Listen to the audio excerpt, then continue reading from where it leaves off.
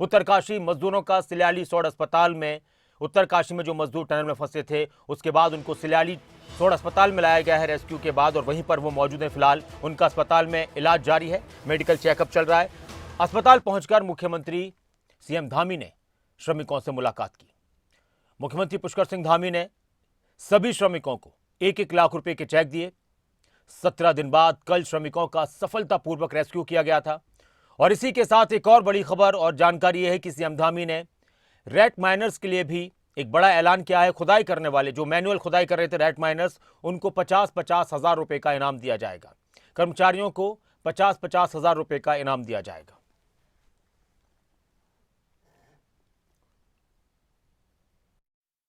लोग स्वस्थ हैं, प्रसन्न हैं, उनके पारिवारिक जन भी सभी लोग प्रसन्न हैं कि सब लोग ठीक से यहाँ पर उनका जो चिकित्सकों की सघन उपस्थिति में उनकी पूरी जांच हुई है, सभी हुई है और सभी स्वस्थ हैं, कोई दिक्कत किसी को नहीं है। और जो प्रोत्साहन की राशि थी वो भी उनको दे दी है अभी, और अभी एम्स ऋषिकेश के लिए भी उनको भेजा जा रहा है और वहाँ भी एक बार पूरा सघन उनका चिकित्सा हो जाएगी, सघन जाँच हो जाएगी।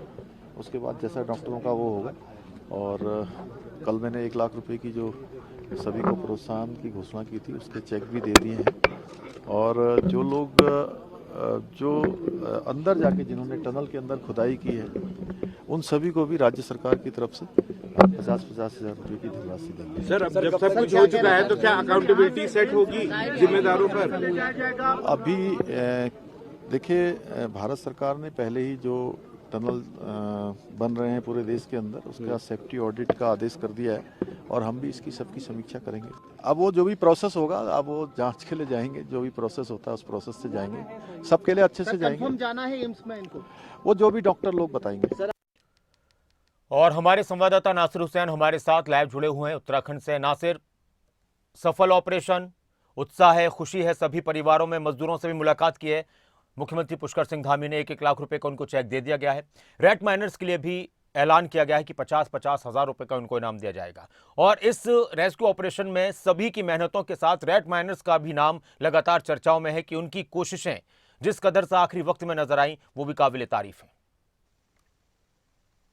बिल्कुल नासिर, जो रेस्क्यू ऑपरेशन बहुत सारे लोगों और क्योंकि टीम बनाकर राज्य सरकार और सरकार के कर्मचारी अधिकारी इस पर लगे हुए थे और सब कोशिशों के बावजूद ये जो रेस्क्यू ऑपरेशन है वो सफल हो जाने बचे हैं।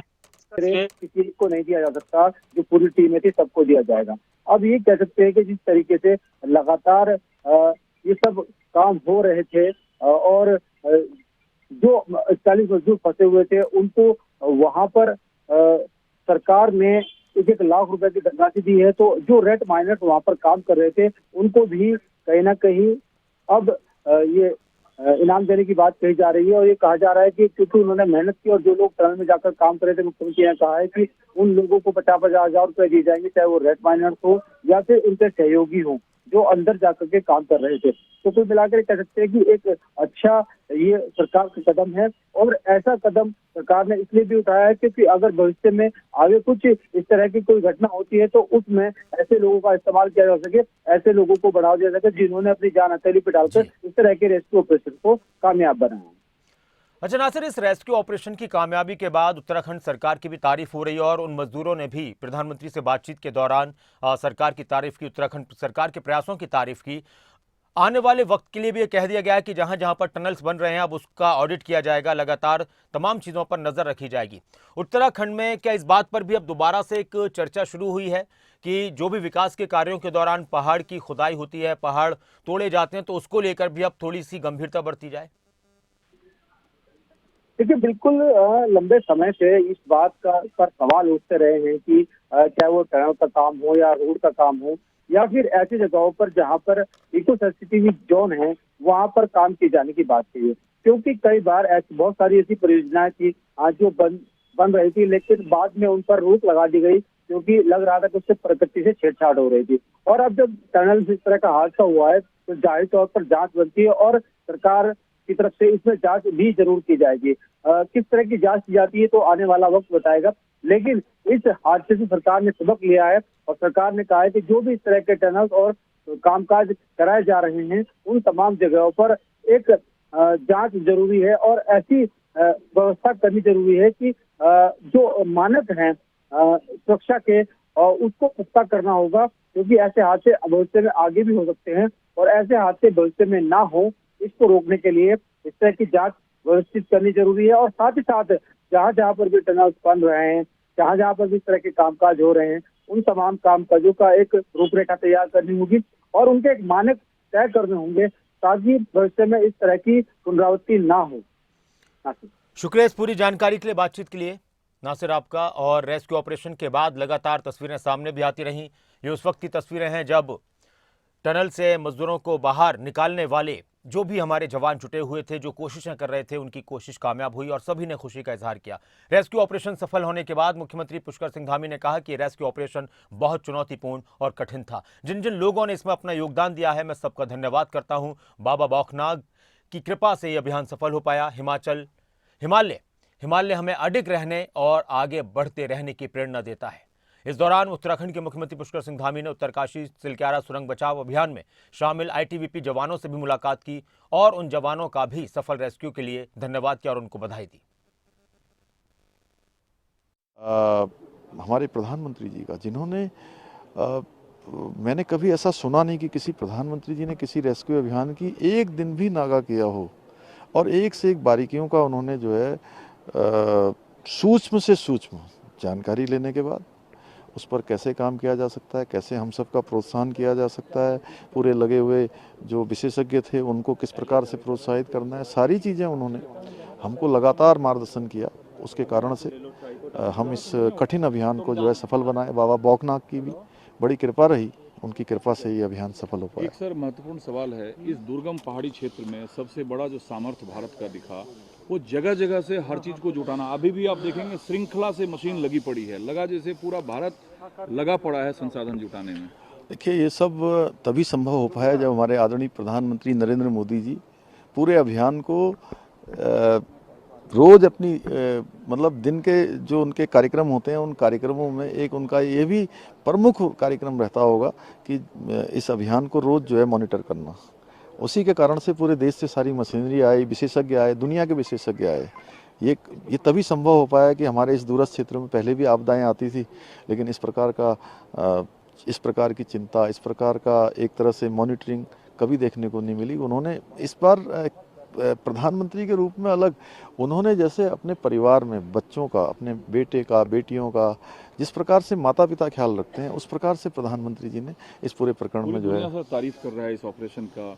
इस टनल का आगे भविष्य आप कैसे देखते हैं? और बतौर मुख्यमंत्री आपने कई विजिट किया और कल तो कई घंटे आपने कैंप किया हुआ था वहाँ, जैसे अब रेस्क्यू बिना कराए आप जाएंगे नहीं? कल मैं दिन में प्रातःकाल में वहीं था 10 बजे तक, और 10 बजे जाने के बाद फिर से मैं 1 बजे वापस आ गया था और 1 बजे से लेकर थोड़ी देर के बाद लगभग 1:30 बजे मैं चला गया था और लगभग 9 साढ़े 9 बजे जब अभियान पूरा हो गया उसके बाद ही बाहर निकला। तो मुझे लगता है कि चूँकि हमने पहले ही कहा है कि इन सब का हम जितने भी इस प्रकार के हमारे प्रोजेक्ट चल रहे हैं सबकी समीक्षा करेंगे और भारत सरकार भी अपने स्तर पर सबका सेफ्टी जो ऑडिट है वो करवाने का निर्णय वहाँ से हो चुका है। तो चूँकि इकोलॉजी भी चलेगी और इकोनॉमी भी रहे, इकोलॉजी और इकोनॉमी दोनों बनी रहे, उसी के आधार पर हम लोग आगे बढ़ेंगे। सभी श्रमिक स्वस्थ हैं? हाँ, सभी श्रमिक स्वस्थ हैं और देखिए उनको अंदर भी उनका हौसला, उनका शरीर दोनों भगवान की कृपा से अच्छे रहे और जो उनके लिए ऑक्सीजन देने से लेकर पानी देना और उनके लिए खाद्य सामग्री भेजना, मुझे समझ में आया जब मैंने ये सोचा था कि पूरा रेस्क्यू अभियान 3 घंटे तक चलेगा, 3 घंटे तक चलेगा, क्योंकि एक को लाने में कम से कम 5 मिनट से 10 मिनट तक लगेंगे। स्ट्रेचर पर आएंगे, एनडीआरएफ वाले, एसडीआरएफ वाले उनको चढ़ाएंगे, लेकिन जैसे ही पाइप अंदर गया और एनडीआरएफ एसडीआरएफ ने काम शुरू करना कर तो आधे घंटे से भी कम समय में पूरा अभियान हमारा पूरा हो गया। सारे के सारे श्रमिक भाई दौड़ते हुए आए, तो खुशी का ठिकाना नहीं था, क्योंकि हमारे परिवार के लोग, हमारे भाई स्वस्थ आ रहे थे, उनके परिजन जिस प्रकार से उनके चेहरों में खुशी थी, उनके चेहरे में संतोष था और वो कह रहे थे कि हमको पहले दिन से विश्वास था कि हमको कुछ नहीं होगा, क्योंकि जिस दिन से आप लोगों ने बात करना शुरू कर दिया था हमारी चिंता दूर हो गई थी। हमने उत्तरकाशी के चिल्याली सौड़ अस्पताल में कैबिनेट मंत्री प्रेमचंद अग्रवाल ने सिलक्यारा सुरंग से सुरक्षित निकाले गए 41 श्रमिकों से मुलाकात की और उनका हालचाल जाना। मुलाकात के बाद उत्तराखंड के मंत्री प्रेमचंद अग्रवाल ने कहा कि सब एकदम ठीक हैं, खुश हैं, सभी से बात हुई है, परिवार वाले खुश हैं और ये सभी के लिए एक बड़ी कामयाबी है। सब एकदम ठीक है, बहुत खुश हैं, सबने खाना भी खाया है, नाश्ता भी किया है। अपना पूरे अभी पूरी एसओपी हम लोग उसको फॉलो करेंगे, वहाँ भी शिफ्ट कर सकते हैं। सब एकदम ठीक है, बहुत खुश हैं, सबने खाना भी खाया है, नाश्ता भी किया है। अपना पूरे अभी पूरी एसओपी हम लोग उसको फॉलो करेंगे, वहाँ भी